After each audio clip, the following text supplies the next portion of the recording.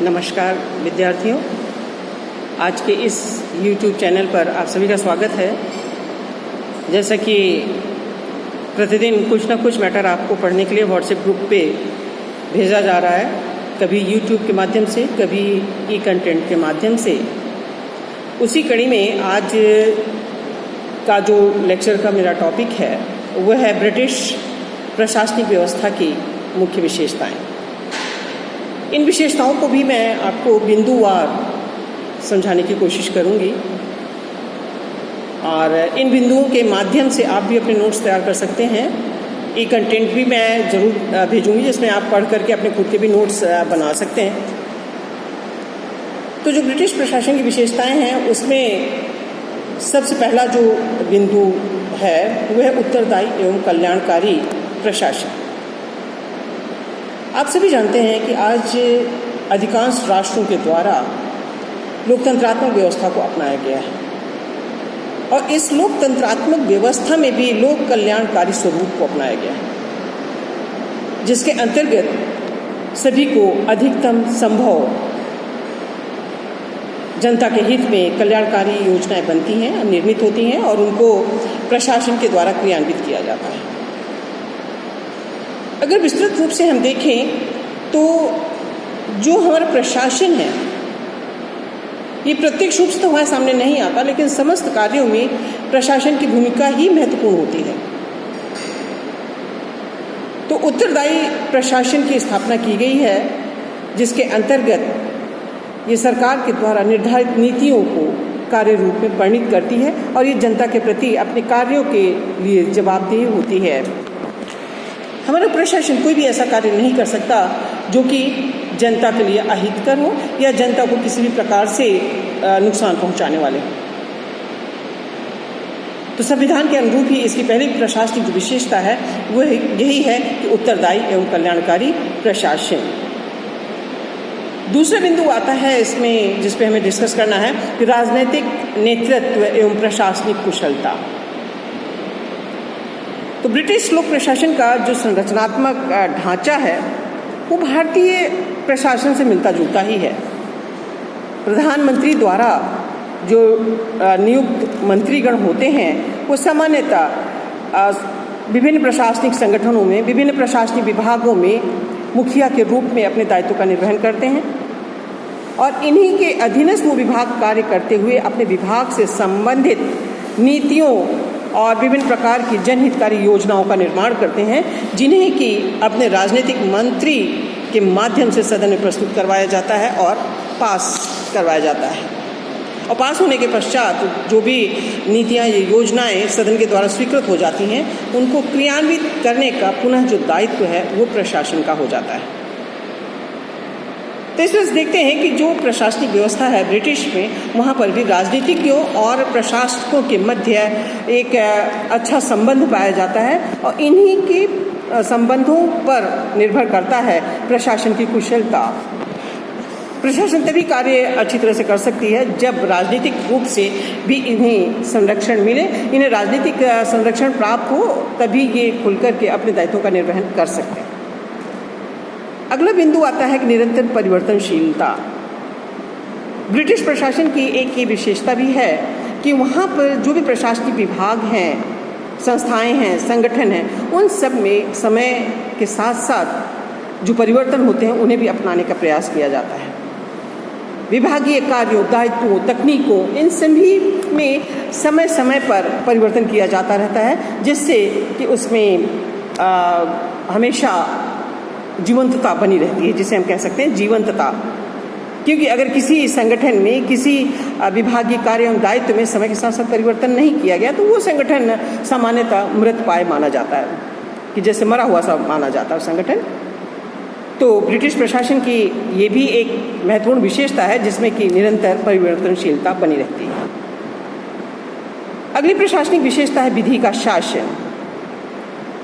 इसके बारे में हम ये कह सकते हैं कि जैसा कि देखने में आता है कि जो ब्रिटिश शासन है वो केंद्रीकरण की प्रवृत्ति उसमें व्याप्त है, जिसके अंतर्गत शासन की समस्त शक्तियां मंत्रिमंडल नामक संस्था में समाहित रहती हैं। किंतु विधि के शासन के मूलभूत सिद्धांत ब्रिटेन में प्रवर्तित है। इसके अंतर्गत कानून की सर्वोच्चता, सभी के लिए समानता, न्यायिक निर्णयों का आदर, सभी की सहजता से स्वीकार किया गया है। संविधान सहित बहुत से कानून संहिताबद्ध नहीं हैं, लेकिन उन्हें भी कानूनों के समान ही उन्हें भी मान्यता प्राप्त है। नेक्स्ट जो इसकी विशेषता बताना चाहूँगी मैं, वो है ईमानदारी तथा प्रशासनिक पारदर्शिता। इसके अंतर्गत ये कहा जाता है कि जो ब्रिटिश लोक प्रशासन है प्रायः भ्रष्टाचार से मुक्त है। रिश्वतखोरी, भाई भतीजावाद और जो बुराइयां हैं प्रशासन की, वो सामान्यतः उसमें नगण्य से ही पाई जाती हैं। इसमें अनियमितताएं और भ्रष्टाचार और लापरवाही भी यदि कोई हो जाती है कहीं पे और जनता के द्वारा शिकायत की जाती है तो उसकी पर्याप्त जांच की जाती है। तो जैसे एक बहुत बड़ी विडंबना हम कह सकते हैं कि वहाँ पर जो संसदीय आयुक्त नियुक्ति किए जाते हैं, जिनके पास लोक सेवकों से संबंधित सब शिकायतें आती हैं, सामान्यतः 400 से 500 से अधिक शिकायतें एक वर्ष में उनके पास नहीं आती है। तो इसलिए कहते हैं कि वहाँ पर भ्रष्टाचार बहुत कम है और प्रशासनिक कुशलता और जवाबदेहिता में वृद्धि करने के लिए अनेक ठोस कदम भी समय समय पर अपनाए जाते रहे हैं। अगली विशेषता एकात्मक शासन से है संबंधित है कि जो प्रशासन है वो एकात्मक है। इंग्लैंड, स्कॉटलैंड, वेल्स और उत्तरी आयरलैंड जैसे द्वीपों का क्षेत्रफल काफ़ी कम है तथा जनसंख्या भी सीमित है। अतः ब्रिटेन में एकात्मक शासन व्यवस्था को अपनाया गया है। भारत और अमेरिका की तरह ब्रिटेन में केंद्रीय एवं प्रांतीय दोनों स्तरों के द्वारा दोनों स्तरों पर सरकारें नहीं होती हैं, बल्कि एक ही सरकार के अंतर्गत ये सभी कार्य करते हैं। ब्रिटेन का प्रशासन संचालित होता है जो एकात्मक शासन का ही पर्याय माना जाता है। हालांकि वहाँ पर स्थानीय शासन भी संचालित किया जाता है, लेकिन वो स्थानीय शासन स्वतंत्र सरकारें होती हैं, लेकिन उन पर केंद्रीय सरकार के द्वारा पूरा नियंत्रण स्थापित किया जाता है। प्रधानमंत्री और मंत्रिमंडल के द्वारा ही उनको समय समय पर दिशा निर्देशित किया जाता है, जिससे कि वो अपने कार्यों और भूमिका का निर्वहन करते हैं। इसलिए हम कहते हैं कि भले ही स्थानीय सरकार अलग हैं, लेकिन वो चूंकि केंद्र सरकार के निर्देशन में ही कार्य करती हैं, उनके अधीनस्थता में ही कार्य करती हैं, इसलिए कहा जाता है कि वहाँ पर ब्रिटेन में एकात्मक प्रशासन की व्यवस्थाएं हैं। अगली विशेषता विस्तृत प्रशासनिक ढांचे से संबंधित है।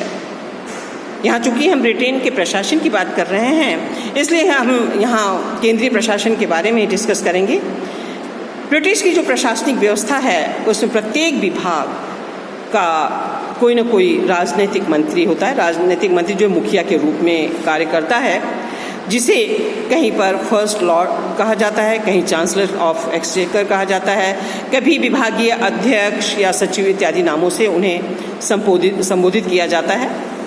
यहाँ ये आवश्यक नहीं है, यहाँ की प्रशासनिक व्यवस्था में ये आवश्यक नहीं है कि राजनीतिक स्तर का जो मुखिया है उसे मंत्री के नाम से ही संबोधित किया जाए। राज्य का जो राजनीतिक मंत्री होता है वो कार्य, नीति निर्माण और नियंत्रण से संबंधित है। वो अपने विभाग पर अपना नियंत्रण स्थापित करके रखता है और उसके नीचे कई कनिष्ठ मंत्री और सचिव वगैरह भी होते हैं जो कि इसको अपने उत्तरदायित्वों के निर्वहन में सहायता प्रदान करते हैं। राजनीतिक नेतृत्व के अधीनस्थता में ही प्रत्येक विभाग का प्रशासनिक प्रमुख भी होता है, जो कि लोक सेवाओं का वरिष्ठ अधिकारी होता है। वो राजनीतिक स्तर के मुखिया को अपने विभाग की विभिन्न प्रकार के जो भी परिवर्तन होते हैं, जो भी गतिविधियां होती हैं, जो भी उपलब्धियां होती हैं, उसके बारे में समय समय पर उनको अवगत कराते रहते हैं और उनसे उचित तालमेल की स्थिति में ही वहाँ की प्रशासनिक व्यवस्था संचालित की जाती है। अगली जो विशेषता है वो कुशल कार्मिक प्रशासन से संबंधित है। इसका तात्पर्य यहाँ पर यह है कि जो ब्रिटिश की लोक सेवाएं हैं वो कुशलता तथा निष्पक्षता की पर्याय हैं। जैसा कि मैंने आपको पहले ही बताया कि वहाँ पे भ्रष्टाचार बहुत कम है, नगण्य सा ही है। तो यहाँ पर ये देखा जाता है कि जो लोक सेवकों की भर्ती, प्रशिक्षण, पदोन्नति और वेतन निर्धारण जैसी जो सेवा शर्तें हैं उनके संबंध में भी समय समय पर सुधार किया जाता रहा है। और हरमन फाइनर ने कहा है कि ब्रिटिश लोक सेवकाओं की कुछ विशेषताएं और भी हैं जिसके कारण कि यहाँ निष्पक्षता बनी रहती है, भ्रष्टाचार मुक्त रहता है। उन्होंने इसमें एक जो विशेष चीज़ बताया है तो ये कहा कि ब्रिटिश में जो लोक सेवाएं हैं वो लूट प्रणाली जो कि अमेरिका में पाई जाती है उससे ग्रसित नहीं है। यहाँ पर लोक सेवकों की नियुक्ति विभिन्न प्रकार की प्रतियोगी परीक्षाओं के माध्यम से समानता के आधार पर संचालित की जाती है और उसके द्वारा ही कर्मचारियों का प्रतियोगी परीक्षाओं में जो योग्य होते हैं प्रत्याशी उनका ही चयन किया जाता है। और सामान्यतः यहाँ पर जो ब्रिटिश प्रशासन है उसमें कम आयु के व्यक्ति अर्थात 21 से 28 वर्ष की आयु सीमा निर्धारित की गई है जिसके अंतर्गत ही लोग जो योग्य प्रत्याशी होते हैं उनका लोक सेवाओं के लिए चयन किया जाता है। और यहाँ पर जो भर्ती प्रक्रिया संचालित करने वाली संस्था है वो सामान्यतः निष्पक्षता से अपने दायित्वों का निर्वहन करती है। अगली जो विशेषता बताई जाती है तटस्थता एवं प्रतिबद्धता से संबंधित है, जिसके बारे में भारत में भी हम देखते हैं कि यहाँ पे भी लोक सेवकों के लिए तटस्थतापूर्ण उत्तरदायित्व का निर्वहन करने की उम्मीद की जाती है। तो उसी प्रकार की व्यवस्था ब्रिटेन में भी है। अगली जो विशेषता है इसकी समितियों से संबंधित है। संसद के द्वारा विभिन्न प्रकार की समितियों का गठन किया जाता है जो कि विभिन्न क्षेत्रों से संबंधित विभागीय क्रियाओं पर नियंत्रण स्थापित करती है और समय समय पर जो भी निर्धारित उद्देश्य हैं उनकी क्रियान्विति को भी सुनिश्चित करती है कि उनकी क्रियान्विति सुचारू रूप से की गई है अथवा नहीं की गई है। एक अगली महत्वपूर्ण जो विशेषता प्रशासन की है वो है सामान्यज्ञों और विशेषज्ञों का समान महत्व है। इस विषय में अगर हम भारतीय प्रशासन की बात करें तो भारतीय प्रशासन ब्रिटिश प्रशासन से भिन्न है, क्योंकि भारत में सामान्यज्ञों को प्रधानता प्रदान की गई है विभिन्न विभागों में और विशेषज्ञ सामान्यज्ञों के अधीन कार्य करते हैं। जैसे विभाग का जो प्रशासनिक मुखिया होता है वो सचिव होता है जो कि सामान्यज्ञ होते हैं, किसी विशेष क्षेत्र के जिस विभाग में कार्य कर रहे हैं उसके एक्सपर्ट नहीं होते हैं, वो स्पेशलाइज नहीं होते हैं। लेकिन ब्रिटेन और उनको इम्पोर्टेंस भी उतनी नहीं मिलती जितनी कि उस विभाग के सचिव, सामान्य सचिव को, मुख्य सचिव को प्राप्त होती है। लेकिन ब्रिटेन में इसके विषय में भिन्नता है। वहाँ पर जो प्रशासनिक मुखिया है, प्रमुख मुख्य सचिव हैं, उन्हें और तकनीकी जो सचिव हैं उनको समान इम्पोर्टेंस दिया जाता है। और ये पहले से इसमें व्यवस्थाएं परिवर्तित हो रही हैं, तब हुआ है ब्रिटेन में। पहले वहाँ पर भी सामान्यज्ञों को ही प्रधानता दी जाती थी, लेकिन वर्तमान समय में जो ब्रिटेन में सामान्यज्ञ और तकनीकी विशेषज्ञों को समानता प्रदान की गई, समान महत्व प्रदान किया जाता है। अगला जो अंतिम मैं कह सकती हूँ और प्रशासन की, ब्रिटिश प्रशासन की विशेषता वो ये है कि प्रभावी स्थानीय स्वशासन।